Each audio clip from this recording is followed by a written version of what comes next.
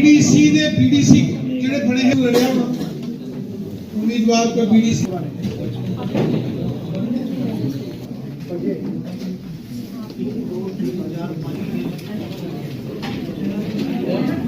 ठीक है जी सर इसकी रिकॉर्डिंग अब आपने क्या करना है यहाँ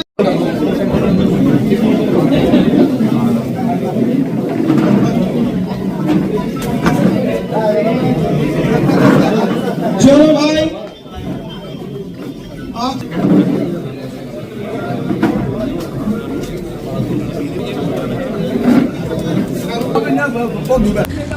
भारतीय जनता पार्टी के संगठनात्मक प्रक्रिया जो ऑर्गेनाइजेशनल प्रोसेस पूरे भारत में चल रहा है। भारतीय जनता पार्टी की मेंबरशिप अभियान के बाद पोलिंग बूथों का गठन और बूथों के गठन के बाद मंडल अध्यक्षों के चुनाव और नियुक्तियों के बाद अब जिला स्तर की प्रक्रिया चल रही है और जिला के बाद प्रदेश और प्रदेश के बाद राष्ट्रीय स्तर का अभियान जो भारतीय जनता पार्टी का संगठनात्मक अभियान होता है वो पूरा होगा।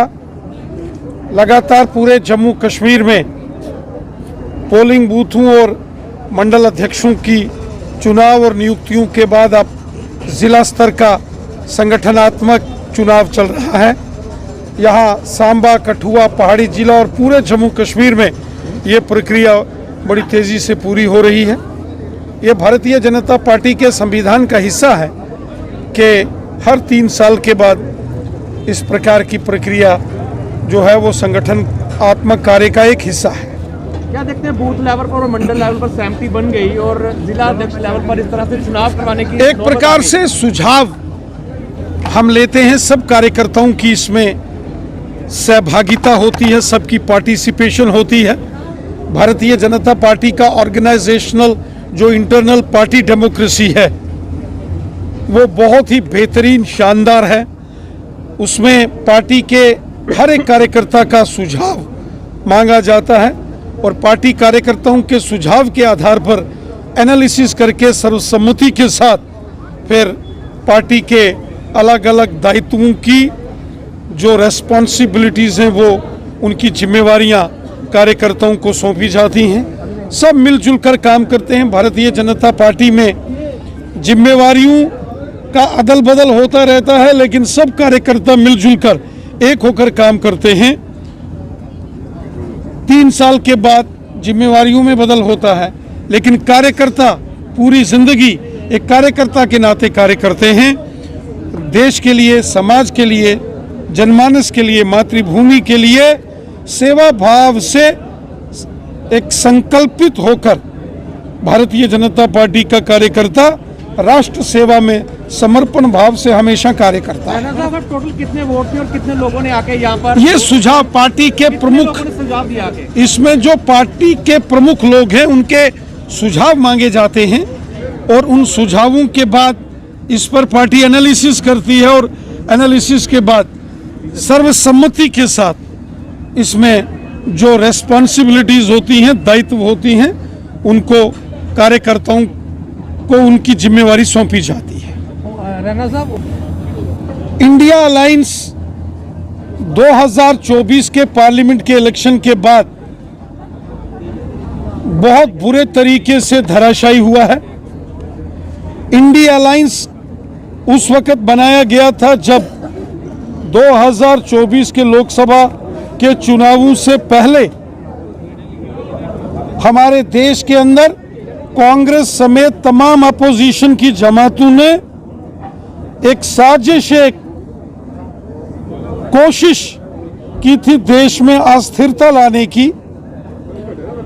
लेकिन 2024 के लोकसभा के चुनावों में शानदार जीत के बाद तीसरी बार मोदी जी का प्रधानमंत्री बनना और लगातार तीसरी बार भारतीय जनता पार्टी की केंद्र में सरकार बनने से ये इंडिया अलायंस गठबंधन बुरे तरीके से धराशायी हुआ है।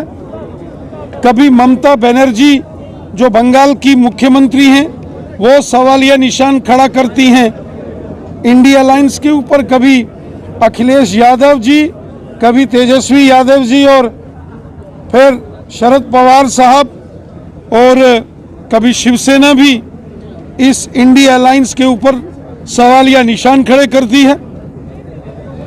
ये मौका परस्त सियासी जमातों का एक अलायंस बना था 2024 में लोकसभा चुनावों से पहले, और 2024 के पार्लियामेंट के इलेक्शन में धराशायी होने के बाद, परास्त होने के बाद, ये इंडी अलायंस अस्त व्यस्त हो गया है।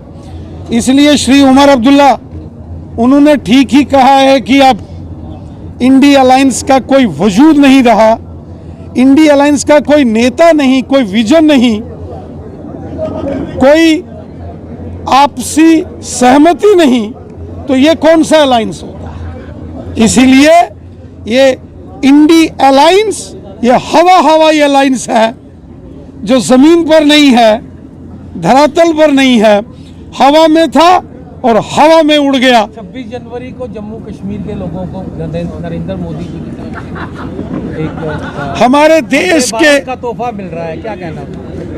हमारे देश के यशस्वी प्रधानमंत्री श्रीमान नरेंद्र मोदी साहब ने जम्मू कश्मीर के लिए लाजवाब काम किए हैं, शानदार काम किए हैं। जहां बड़े बड़े हाईवेज, एक्सप्रेस हाईवेज, बड़े टनलों का निर्माण, गांव-गांव में सड़क, बिजली, पानी, एम्स हॉस्पिटल, मेडिकल कॉलेजेस का निर्माण मोदी हुकूमत ने जम्मू कश्मीर में करवाया है। वहीं बहुत बड़ा निर्णय जो कि जिसका ऐलान पिछले दिनों हुआ, जम्मू कश्मीर में जम्मू रेलवे डिवीजन, और अब दिल्ली जम्मू से होती हुई रेलगाड़ी कश्मीर घाटी में जाएगी। ये अपने आप में अद्भुत कार्य है जो मोदी साहब ने किया है।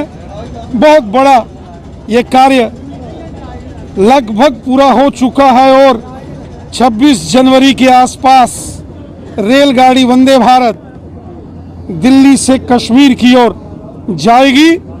हम हृदय से माननीय प्रधानमंत्री मोदी साहब का धन्यवाद करते हैं, उनका आभार व्यक्त करते हैं जो जम्मू कश्मीर के लिए उन्होंने शानदार कार्य किए।